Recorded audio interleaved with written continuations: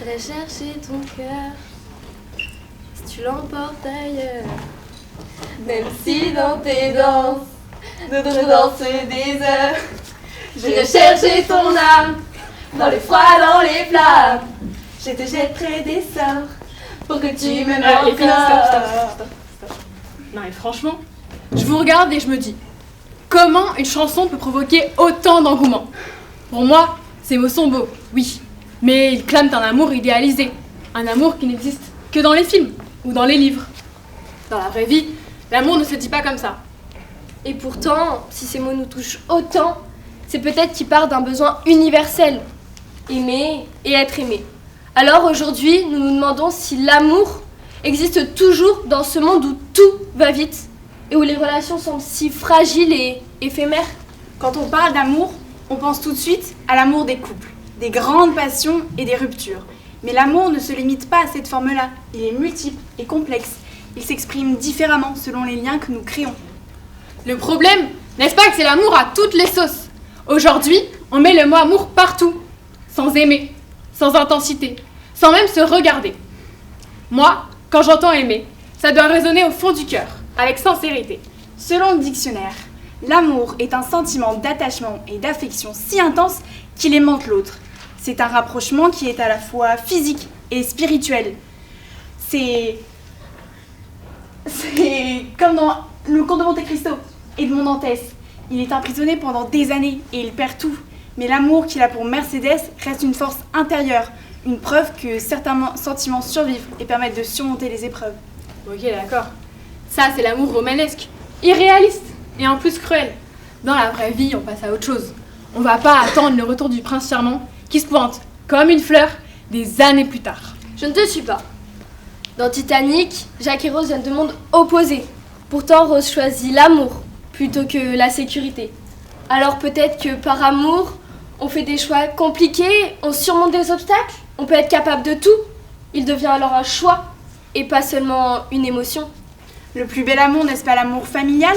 Le premier que l'on connaît? Cet amour universel, protecteur, essentiel et quasi infini. Celui qui construit chacun et chacune, même s'il est parfois conflictuel. Et là où tout se construit lentement, au contraire, il y a le coup de foudre. Celui qui arrive d'un coup.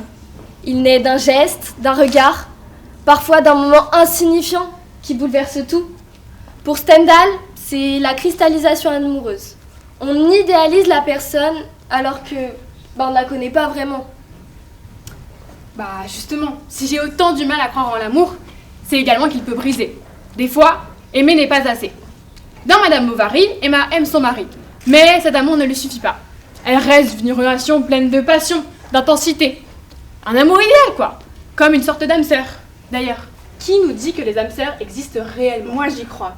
L'âme sœur, c'est l'idée qu'il existe une personne faite pour nous, comme si deux âmes étaient destinées à se retrouver. Chez Victor Hugo, le vrai amour unit plus les âmes que les corps.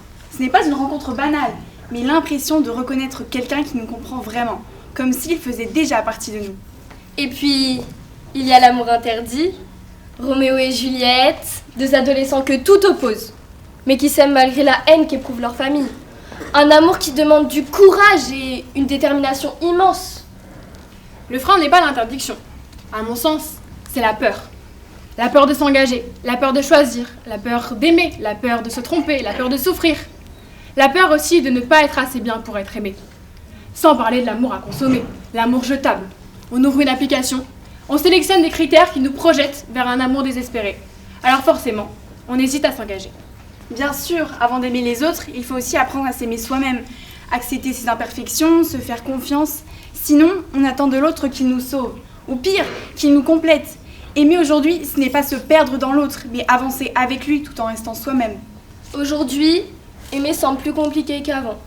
Non pas parce que l'amour a disparu, mais parce que le monde dans lequel nous vivons a profondément changé. Il faut aller vite, on attend des réponses immédiates, des émotions fortes, des relations sans complexité. Mais l'amour, ça ne fonctionne pas comme ça. Il demande du temps, de la patience et surtout de l'écoute. Aujourd'hui, tout semble interchangeable et éphémère. Alors, pourquoi prendre le risque de s'attacher vraiment? Pourquoi prendre le risque d'aimer, si c'est une ascension pour mieux chuter? Parce que l'amour est fort, il rend plus fort. Il permet de ne jamais oublier. Il reste toujours un peu en nous, même après. Il est présent dans des petits gestes du quotidien. Aimer autrement, c'est déjà accepter que l'amour parfait n'existe pas. Dans la vraie vie, il n'y a pas toujours de grandes déclarations, mais des choix quotidiens. Alors, peut-être que l'amour n'a pas disparu. Peut-être qu'il a été trop souvent détourné et qu'il faut rester exigeant, confiant, patient, sincère et toujours persévérant. Dans cette société où tout semble éphémère, aimer devient presque un acte de résistance. Choisir de rester, choisir de faire confiance, choisir de construire plutôt que de consommer les relations. Aimer aujourd'hui, ce n'est pas aimer sans réfléchir, mais aimer sans calculer. Alors, l'amour n'a pas disparu. Exigence et patience. Aimer aujourd'hui, ce n'est pas aimer parfaitement, mais aimer sincèrement. Aimer sans doser. Aimer sans compter. Aimer en grande quantité. Le